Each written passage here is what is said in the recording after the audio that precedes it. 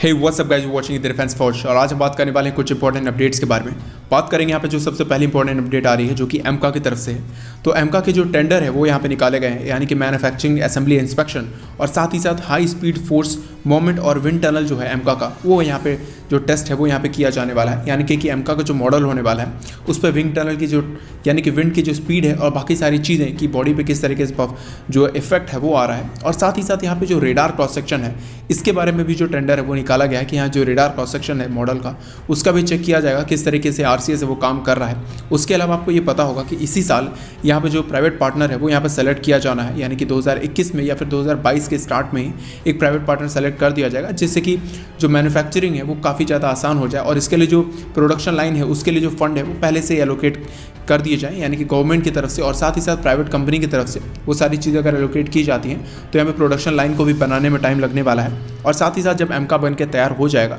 यानी कि जो फर्स्ट प्रोटोटाइप बन के तैयार हो जाएगा, तो वहाँ पे भी कई सारी टेस्टिंग करनी है, तो वहाँ पे भी जो फंडिंग है वो लगने वाली, उन सारी चीज़ों को देखते हुए यहाँ पे जो उसके स्टेल्थ कैरेक्टरिस्टिक्स हैं इन सब की जो टेस्टिंग है वो तो होने वाली है। और जैसे कि मैंने आपको ऑलरेडी बता दिया कि यहाँ पे जो विंग टनल है वहाँ पे टेस्टिंग होने वाली कि एमका की जो परफॉर्मेंस है वो किस तरीके से पड़ने वाली है, यानी कि low speed, high altitude, low altitude, हर जगह की इसकी जो परफॉर्मेंस है वहाँ पे चेक किया जाने वाला है। ये सारी चीज़ें लैब में की जाएंगी, इसको एक एक्चुअल फ्लाइट में यहाँ पे चेक नहीं किया जाने वाला है। यहाँ पे लैब में किसी तरीके की इन्वायरमेंट बनाकर, यानी कि हर तरीके की इन्वायरमेंट बनाकर इसको सिमुलेट किया जाएगा कि किस तरीके की परफॉर्मेंस दे रहा है। अब बात कर लेते हैं नेक्स्ट अपडेट के बारे में जो कि आ रही है ऑगमेंटेड रियलिटी की तरफ से। तो यहाँ पे पता होगा कि आपको एफइनसास के प्रोग्राम के तहत यहाँ पे हमारे जो ट्रूप्स हैं उनको यहाँ पे अपग्रेड किया जाना है, लेकिन इससे दो पार्ट में डिवाइड किया गया था। जहाँ पे पहले पार्ट में हमारे जो ट्रूप्स हैं उनको गन्स, शूज़ यानी कि एंटी माइन शूज़, साथ ही साथ नए क्लोथ्स और साथ ही साथ बैकपैक्स, नए बुलेट प्रूफ जैकेट्स, हेलमेट्स, इन सभी चीज़ों से लैस किया जाएगा। उसके बाद यहाँ पे ऑगमेंटेड रियलिटी यानी कि ये जो सारे सिस्टम्स हैं, आर्टिफिशियल इंटेलिजेंस बेस्ड सिस्टम्स, ये सारी चीज़ें भी दी जानी है। लेकिन ये सारी चीज़ें अगर आप देखोगे तो अब पैरेलल ही चल रही हैं, बस इस प्रोग्राम को बस अलग अलग डिवाइड कर दिया गया है। यहाँ पे बात करेंगे ऑगमेंटेड रियलिटी को लेके, तो यहाँ पे जो ऑगमेंटेड रियलिटी होने वाली है, ये एग्जाम्पल के लिए आप ले सकते हो, एक सिर्फ और सिर्फ गॉगल्स की तरह होने वाले हैं। अगर आपने कभी भी साइंस एंड फिक्शंस मूवीज़ देखे होंगे, जैसे कि किसी मार्वल मूवीज़ हो गए, या फिर अगर आपने डीसी की भी साइबॉर्ग्स को देखे होंगे, या अगर आपने कॉल ऑफ ड्यूटी गेम खेली हुई, तो वहाँ पे अगर आपको समझ में आता होगा कि फ्रेंड एंड फोए कैसे होते हैं। साथ ही साथ आपको मैप्स भी दिखते होंगे कि मैप्स में किस तरीके से जो लोकेशंस है वो यहाँ पे दिखाई जाते हैं कि आपको किस तरीके से जाना है, यानी कि जो जीपीएस सिस्टम है वो आपके कैमरे में ही,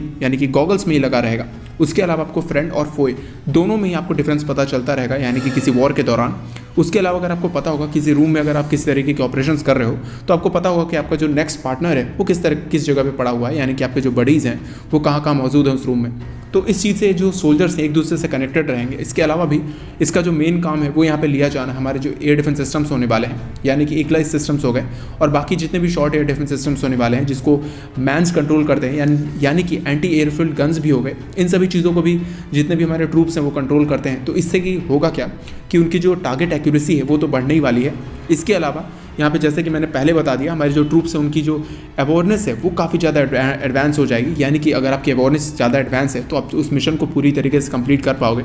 यानी कि आपके सामने वो सारा डेटा अवेलेबल रहेगा जो कि उस मिशन के मुताबिक रहेगा। आपके सारे बडीज़ की जो नाम रहेंगे वो सारी चीज़ें रहेंगी और साथ ही साथ अगर बडी को कभी चोट लग भी जाती है तो उस चीज़ की भी इन्फॉर्मेशन पता चल जाएगी आने वाले समय में। जैसे कि अभी यूनाइटेड स्टेट्स के ट्रूप्स जो हैं वो इसको भी कैरी करना स्टार्ट कर चुके हैं, यानी कि काफ़ी समय से कैरी करना स्टार्ट कर चुके हैं। तो ऑलमोस्ट सिमिलर जो सिस्टम्स है वो यहाँ पे अब इंडियन ट्रूप्स के लिए भी लिए जा रहे हैं। इंडियन आर्मी ने यहाँ पे प्रपोजल दिया हुआ है इस चीज़ को लेकर। अगर ये सारे सिस्टम्स यहाँ पे आते हैं, यानी कि हमारे फोर्स के पास आते हैं, तो ये जो कैपेबिलिटीज़ हैं उसको तो कहीं ज़्यादा बढ़ाएंगे। लेकिन यहाँ पे आपको बता दूँ कि यहाँ पे कुछ कंपनी सेलेक्ट की गई हैं 6 की संख्या में, यहाँ पे प्रोटोटाइप्स बनाएंगी और उसके बाद इन प्रोटोटाइप्स को इंडियन आर्मी सेलेक्ट करेगी और लोएस्ट बिडर और बेस्ट जो कॉम्पिटिटर होगा, यानी कि जिसका जो प्रोडक्ट है वो बेस्ट होगा, उसको यहाँ पे एक बड़े नंबर में ऑर्डर दिया जाएगा। यहाँ पे इंडियन गवर्नमेंट ने पहले फंडिंग नहीं की है, लेकिन इस तरह की जो प्रॉमिस है वो दी है कि आपके प्रोटोटाइप अगर अच्छे होंगे तो यहाँ पे हम इसका लार्ज नंबर में ऑर्डर देंगे। ये सारे जो सिस्टम्स होने वाले हैं ये रेडार से भी कनेक्टेड होंगे, यानी कि एंटी एयर डिफेंस जो कमांड होने वाली है उससे भी यहाँ पे कनेक्टेड रहेंगे, जिससे कि एयरक्राफ्ट, टैंक्स, सबकी जो मूवमेंट है इन सारे सोल्जर्स को मिलती रहेगी, जिससे कि एक्यूरेसी है, जैसे कि मैंने पहले बताया,